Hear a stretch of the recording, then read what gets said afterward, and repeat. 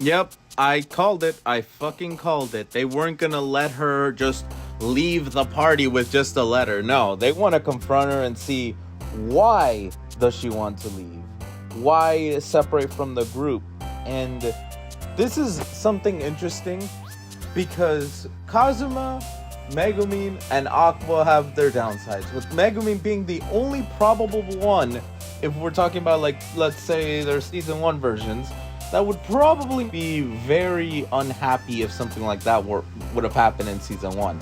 Kazuma, he doesn't like to do a lot of things, and he can be lazy. He definitely dislikes whenever his group are acting like fucking morons. However, it is showing a lot of growth that he does genuinely care for one of his teammates.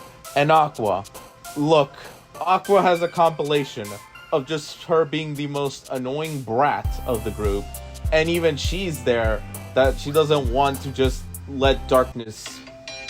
God damn it. Aqua is not gonna want darkness to leave. I find that infinitely more interesting for one pure reason. She is a literal goddess who is still arrogant, is still like she's the goddess of water, whatever the hell she is, the useless goddess as we call her. But she hasn't, thinking back on the other episodes, she hasn't been a lot on her goddess status. It's almost like she's been humbled. Yeah, she would want to go back. She still dislikes Chris and all this and that, but it almost feels like this is her new normal. She's finally kind of accepted it and has moved on to now just want to be with the group. And that is a lot of growth from Aqua. I will give it that. But moving on, yeah, their plan backfired and obviously shit got real. They got chased down by guards. And then we go to a side plot for a moment where they're trying to find a new person to replace Darkness, because that's what Darkness wants. Megumin clearly sabotaging, because that's her specialty. When she doesn't like something, she sabotages it. Or I guess in a different term, she blows the fuck up whatever plan it was. But aside from that, there's a side point with Kazuma's friend where it seems like there's a big issue where this noble person is trying to do something to one of the guy's female friends. Like, it does sound off, and then these two fucking idiots do something that I almost couldn't help but think to myself, I shouldn't be watching this at work, first of all. And second, why? Just fucking why? Anyway, yeah, they do something stupid, and apparently the nobleman has a crush on this guy, and then obviously Kazuma fucked him over, essentially. Nah, you know what? That's not even correct. He got himself screwed into that position for being a fucking idiot. He should have just confronted it, and okay. Yeah, very off side plot that I do not know what to feel. And then Kazuma and the girl just kind of walking away. It's like, you fuckers, go help him, damn it. But whatever, not the point. I mean, it's sideline. That was the weirdest sideline. I personally did not like it for the sake that it just felt so abrupt and out of fucking thin air. Don't get me wrong, there is some laughs, because I mean, why? Just fucking why? Making me lose my mind. But what annoyed me was more or less that was how it pulled it into getting Kazuma some information on why Darkness left the group. And I don't know, I just feel like this episode, it does well with its serious moments, it does well with its funny moments, but this one felt like the weirdest ass transition. Like, the transition from serious to funny worked, but then it just went into a weird, funny, serious transition, and I can't help but feel off about it. I didn't feel happy seeing that. So that, I guess that's the best way to put it.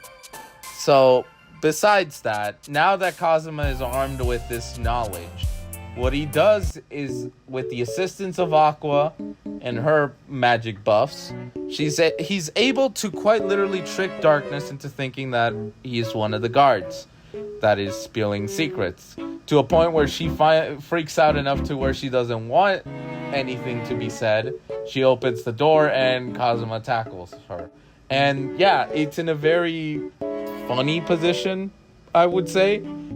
And and yeah, he trusts that she won't rat him out. She did, and using a very interesting mimic voice, he's able to get the guards to go away, which obviously pisses off Darkness, because, I mean, why the fuck is he revealing shit? But, I mean, it had to happen, Darkness, I'm sorry. And they have a nice one-to-one moment. But there is this moment that I will show you right here, where Darkness is clearly showing she has feelings for Kazuma, which is funny because Megumin's been showing as well that she has feelings for Kazuma throughout this in episode 1. And this motherfucker, like episode 1, Kazuma, I mean, Megumin fell asleep. I can't really say anything to that. But Darkness, damn it, motherfucker. Like, you had an actual chance, but you just fucking blew it. And that's because he just is afraid of it. He doesn't know how to react properly. And yeah, obviously Darkness was extremely mad at him and punched the shit out of him. Rightfully so. So yeah, the guards come in. Kazuma obviously using a cool ability and lurk to escape, hide under a table. He does talk to the dad, and here's what I like. The dad, he's pretty just chill. He knows Kazuma at this point, and he sees that, first of all, Kazuma's there for Darkness. It's obviously clear as day. Second, it's interesting that Kazuma is not asking things. Like, he literally just trusts that things are just bad and it's not his place. Like, he's being respectful, which earns the dad's respect. And the dad doesn't want to have Darkness be married to whoever she's getting married to, from what I'm seeing here. And he wants Kazuma to take her away, to elope, basically. And Kazuma, obviously, he cares for Darkness, but after the events of the whole, he accidentally stole something from the princess that he wasn't supposed to, that he doesn't want to get involved in any more messes that will definitely get him, like, killed or wanted, because that's the last thing he wants. He's already wanted, per se. He doesn't want a second issue, and it's fine. But, as I said, Kazuma still cares for Darkness. The two argue with each other. Kazuma leaves in such a funny way that, I mean, Darkness is still offering a hand, and him being stubborn obviously refuses it. And then he returns back to the mansion to ask to be healed because he's injured, and that's how the episode ends. There is a note that Kazuma did want to try to find a way to save Darkness's father from the illness. Like, quite literally, Aqua can heal it, but because Aqua is not treated like a goddess, just some archmage who acts very pompous by calling themselves a goddess, he basically accepts that this is life. This is life or death. Like, if I'm gonna die from natural causes, it's fine. Like, he's accepted his fate, but he doesn't want anything to happen to Darkness. So now, having possible relationship between Darkness and Kazuma, or Kazuma and Megumin, that is a different discussion. And I will not say who I ship Kazuma with, because I almost feel like I will be killed for that. Or maybe that I will be flamed for that. And I have a specific pick for him, and I will go over it in a different video. But I will acknowledge this. The shipping between Kazuma and Megumin makes sense, as well as Kazuma and Darkness. They work. But for now, this was an episode. Has some highs, has some lows, has some weird ass things. But you know what? That's just Konosuba. Fucking crazy chaos that almost makes no sense half the time.